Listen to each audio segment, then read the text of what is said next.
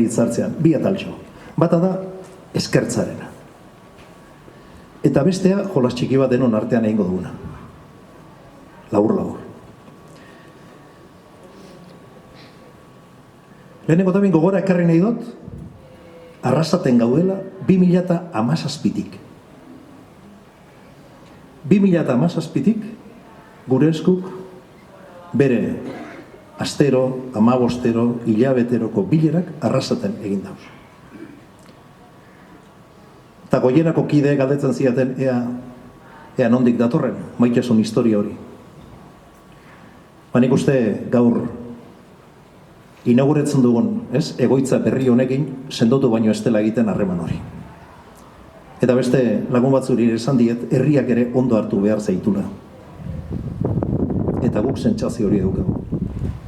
Arrasatek gure esku gozo da begikor hartu duela.